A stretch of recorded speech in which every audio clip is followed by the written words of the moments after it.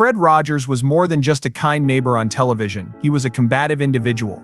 Burger King used a phony Mr. Rodney to sell hamburgers in a 1984 commercial. Fred called one person. Overnight, the advertisement vanished. He wasn't simply upset when the KKK utilized his voice to spread racist remarks directed at kids. He filed a lawsuit. However, even this guy would not breach one line. Fred took action when producers pressured him to sacrifice his morals. No one anticipated. Let's tell the whole tale. On March 20, 1928, Fred Rogers was born in Latrobe, Pennsylvania. His family had a lot of money. They lived in a large brick home with all the amenities a child could desire, and his father was a businessman. Music, toys, and books. Fred, however, did not feel fortunate. He was confined indoors much of the time due to health issues. Fred sat inside and watched through the window while other children played outside. He felt isolated despite the comforts all around him. He was influenced by his loneliness. It made his heart sensitive to the emotions of others. He later exploited that emotion to make kids feel loved and seen. Fred was ill a lot as a kid. He had to spend weeks at home due to his asthma. His mother made an effort to improve the situation. She played the piano with him and made puppets for him. However, the loneliness persisted throughout the long days. He was also shy and put on weight. He was reticent in class. He watched people although he didn't have many pals. He observed their feelings, including their joy, sorrow, and anxieties. Later, he would be able to communicate with millions of kids in a way that they could actually understand thanks to that unassuming talent. Something happened to Fred when he was about 11 years old, and he never forgot it. His neighborhood guys began referring to him as Fat Freddy. They yelled and laughed as they chased him for 11 blocks one day. Fred was frightened, he was hurt and ashamed as he ran out of breath. That experience scarred me. However, it also provided him with a goal. Later, he would discuss bullying on his show. As someone who had experienced it, not as a teacher, he taught children how to be nice, how to deal with sorrow, and how to advocate for themselves. One individual gave young Fred a sense of total affection. McFeely, his granddad. Fred went to his grandfather's property every Sunday. He felt liberated there. He could explore outdoors, run in the fields, and just be himself.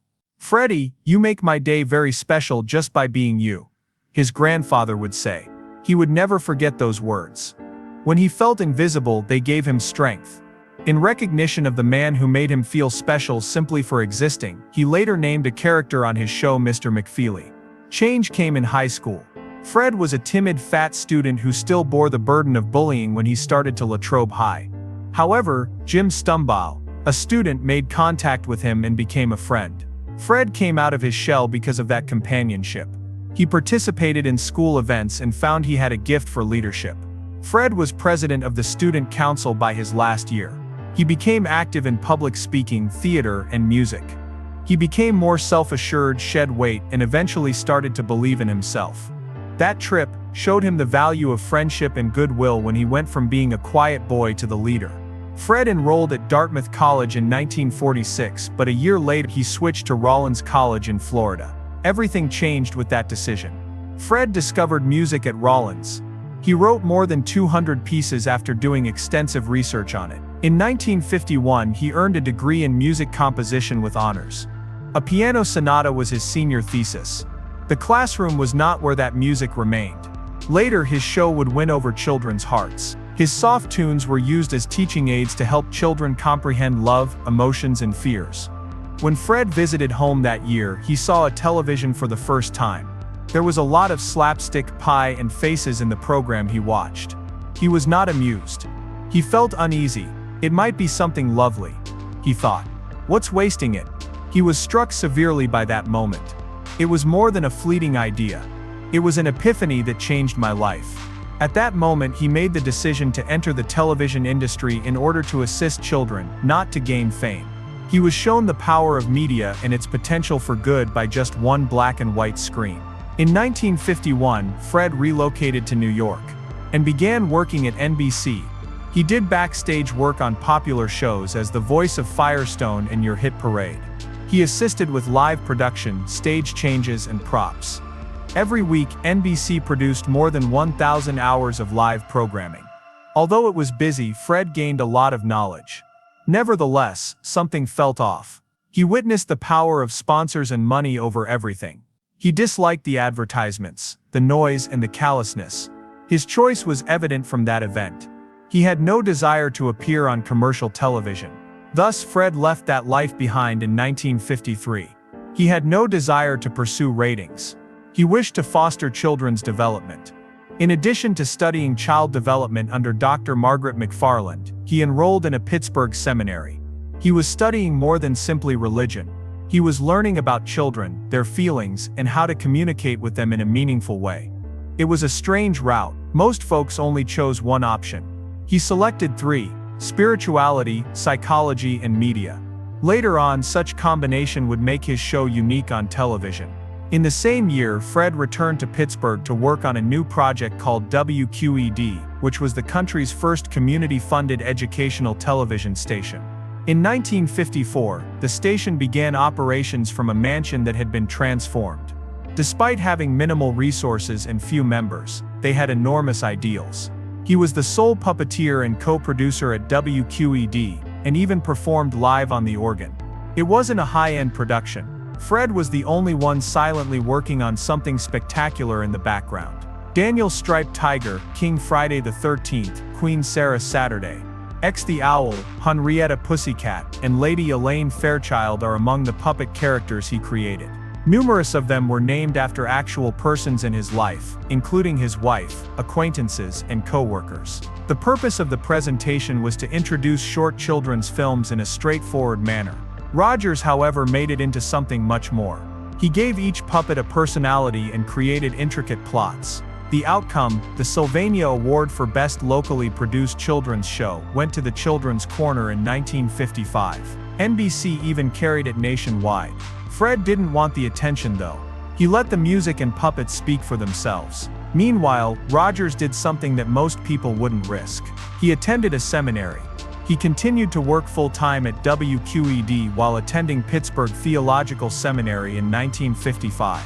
He continued to work at his day job. Rather, he crammed classes into his lunch breaks. For 8 long years, this double life persisted. He would rush, sometimes without even taking off his work clothes, from the studio to the seminary and back. Additionally, he traveled to New York for weekly live shows with co-host Josie Carey. Nevertheless, he continued his studies. He had no intention of becoming a preacher. He had no desire for a pulpit. His goal was to uplift children's spirits and minds through television. He didn't go to a church after he eventually graduated in 1963 because of this. He did not leave the studio. That same year, however, something remarkable occurred. Fred Rogers received his Presbyterian ministerial ordination to assist children via television, not to lead a church. The ordination was the first of its sort. When the church saw what he was doing, they decided he didn't require pews and 4 walls. He was carrying a camera, and he touched millions of people with that camera. He conveyed a message of love, acceptance, and emotional honesty via every song, puppet show, and moment. Then came a pivotal moment that most people overlook. Rogers visited Canada in 1963. There he developed Mr. Rogers, a 15-minute program that aired for 337 episodes at the Canadian Broadcasting Corporation. Made their debut appearance on camera. He had remained in the background until then, but Fred Rainsbury, a CBC executive, persuaded him to take center stage. It wasn't simple. Rogers was timid and uncertain, but all changed with this Canadian version. He cultivated his soft style, addressed children directly, and started constructing what would eventually become the Pretend Neighborhood. The calm, compassionate Mr. Rogers that the world would come to know was shaped in part by that early Canadian performance. Not only did Fred Rogers return to Pittsburgh in 1966, but he carried something significant with him. He produced an early version of his children's show in Canada for a few years before purchasing the rights and starting over at WQED, a nearby public television station. He combined elements of his previous program, such as the neighborhood of make-believe, with fresh concepts that were more centered on actual events. Prior to receiving financing from the Sears Roebuck Foundation, it was only broadcast in Pittsburgh. Everything altered as a result. Mr. Rogers' Neighborhood, which subsequently changed its name to PBS, went national on the internet on February 19, 1968. This was no ordinary children's program. Back then, the majority of children's television was slapstick-filled, fast-paced, and loud. Rogers took the opposite action. He reduced the pace. He established a serene and secure environment. And that modest little show had gained widespread recognition by the early 1970s. It has about 1,000 episodes and ran for more than 30 years. However, just the stats don't tell everything. Rogers established a tone every day from the first minute the show started. After entering and singing his theme song, he changed into sneakers and a cardigan. It wasn't random, it became a ritual. He took this action to make kids feel at ease. Additionally, the sweaters were unique. Until her death in 1981, his mother had crocheted each one by hand. The Smithsonian eventually acquired the well-known red cardigan. Intriguingly though, he wore green cardigans more frequently. Rogers was completely unaware of that. His color blindness was red-green. Even yet, the act of changing clothes conveyed to children that they were entering a place where they were valued for who they were. Rogers traveled to Washington, D.C. on May 1, 1969. And gave a speech before the U.S. Senate. Nixon sought to reduce public television spending from $20 million to $10 million. Rogers carefully outlined the harm that will be done to kids. With fewer than 2 minutes of cartoons, his show only cost $6,000 a year. He talked quietly yet passionately. He once cited lines from his performance. John Pastor, the senator who was listening, was known for being tough. "Looks like you just earned the $20 million, he stated at the end. PBS wasn't the only thing saved by that moment. It demonstrated the power of a soft voice. Rogers took another audacious move a few days later on May 9, 1969, but this time it was on the show. He asked Francois Clemens, a black actor who portrayed a police officer, to soak their feet in a little pool with him in episode 1065. Although segregation in public pools was still a problem at the time, that scene may seem straightforward now. Rogers didn't give a speech. All he did was be kind. They had the pool to themselves, they both used the same towel, and it made it extremely evident that everyone is deserving of respect. Rogers thanked Clemens for everything while privately washing his feet decades later. Even now, that one episode remains a silent yet potent protest against prejudice. The popularity of the show increased as more houses saw it. The audience continued to grow once it went national in 1968. It had 1.8 million American homes and a 2.1% ratings share by 1985-86. For a public television program, that was enormous. Rogers penned all of the show's scripts, made all of the puppets, and even wrote 13 operas and more than 200 songs. He created it from the ground up rather than merely hosting it. Reruns continued to be popular, even after the final new episode aired in 2001. It grew to become one of PBS's longest-running programs. However, Rogers was dissatisfied with the general trend of children's television. He was concerned that a lot of shows were more focused on turning children into consumers than on fostering their development. He didn't mean that as a compliment. He once claimed he declined to sell cereal or toys on his show. He even prevented Burger King from using his image in a parody advertisement. Rogers maintained his focus on the emotional needs of children, whilst other shows were centered around objects. That set him apart, and the business side of TV wasn't always fond of that. His principles were even reflected in his food habits. Rogers switched to vegetarianism around the beginning of the 1970s. "I don't want to eat anything that has a mother," he declared. He felt that animals should be treated with compassion, not only people. He was influenced by the book Diet for a Small Planet and believed that vegetarianism was a sign of respect and love to every living creature. He never featured meat eaters on his show. There were no burgers or fish on screen if a scenario was set in a restaurant. He even composed a song to express his disapproval of the custom of killing newborn chickens for Easter. His identity was rooted in such empathy. Additionally, Rogers took a risk that most hosts of children's television wouldn't. He discussed difficult topics. He broadcast a special episode to help kids comprehend what happened in June 1968, just 2 days after Robert F. Kennedy was slain. Daniel Striped Tiger, the puppet, inquired as to what assassination meant. Rogers did not sidestep the query. He gave an honest and straightforward explanation. He addressed issues including racism, divorce, death, and war over the years. He was assisting kids in understanding a complex universe from the first week of the show. He felt that discussing frightening topics made them less frightening. His faith in emotions lay at the heart of it all. He assured kids that all emotions, including fear and rage, were acceptable. "Anything that can be discussed can be easier to handle," he remarked. To ensure that the show addressed actual issues that children encountered, he collaborated closely with child psychologists. He told them they were unique, but he went beyond that.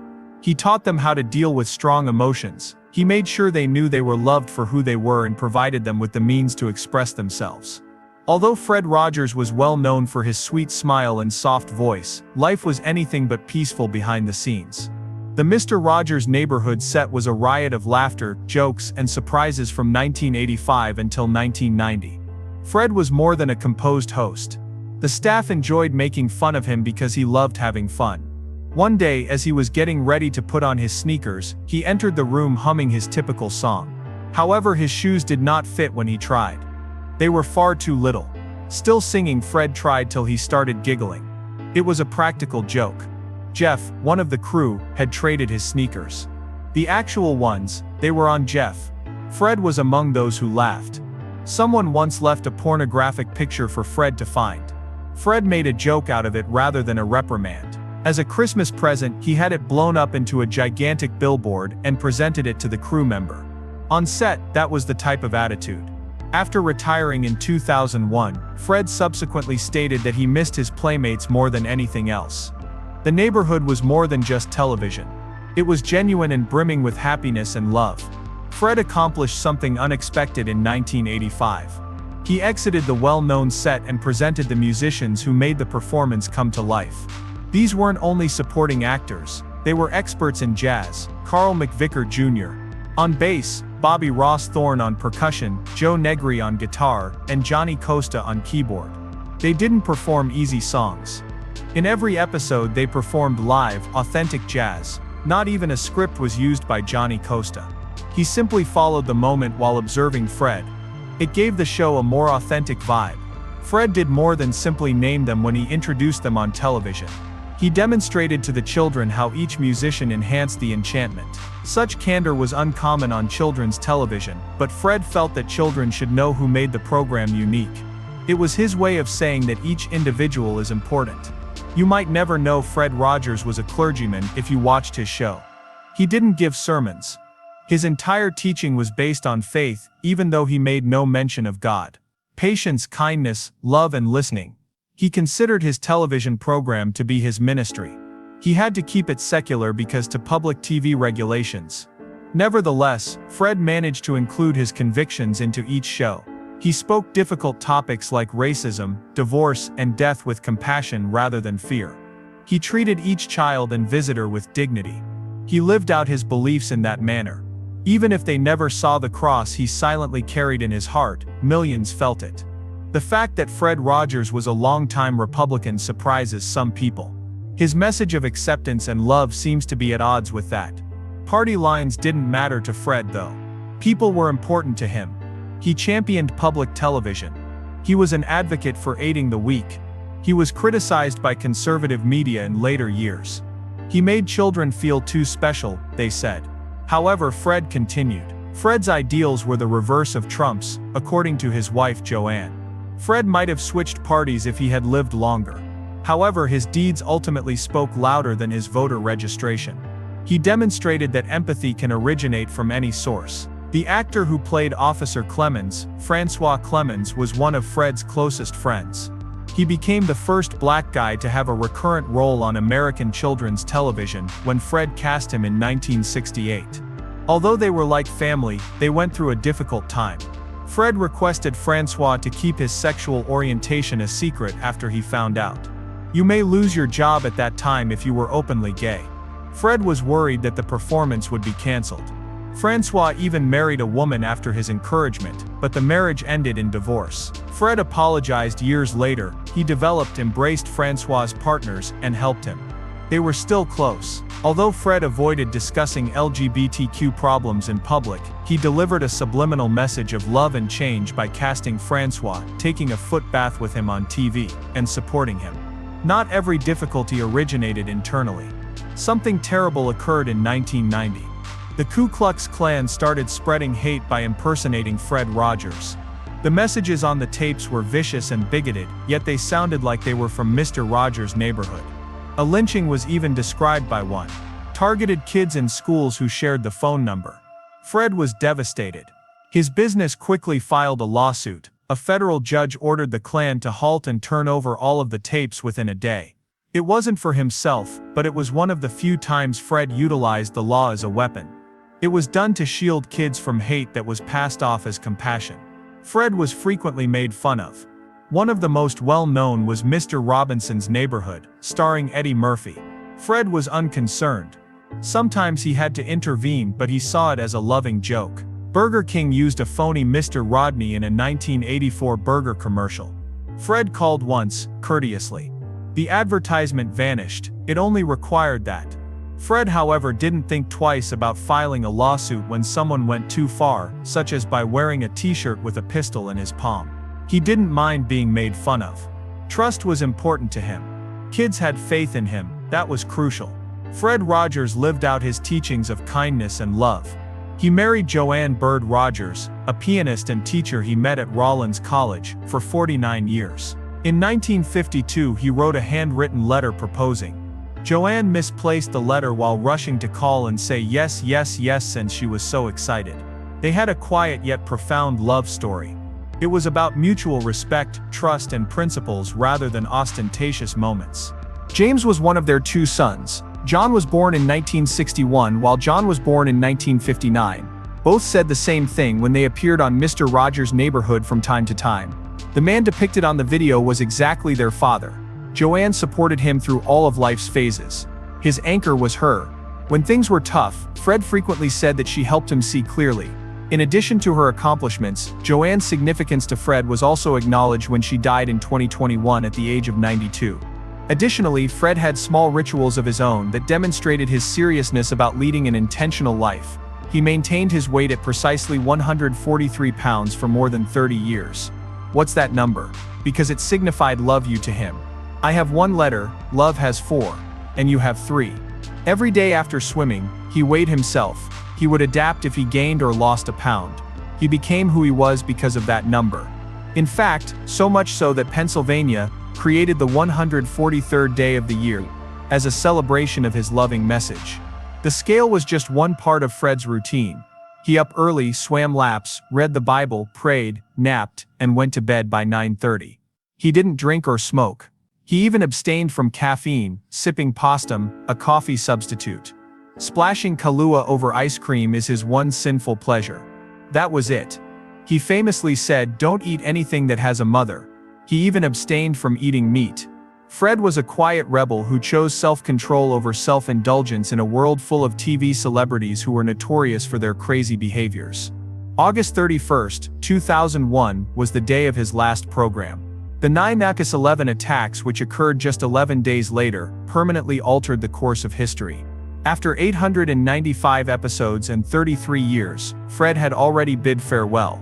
But he was needed once more when the tragedy occurred. In order to record special public messages, he returned for a quick visit. In a time of upheaval, his counsel to seek out the helpers was consoling. He helped the entire nation breathe again, not just the children. Fred had meticulously plotted Mr. Rogers' Neighborhood's demise. One of his favorite subjects, the arts, was the focus of the last week of performances.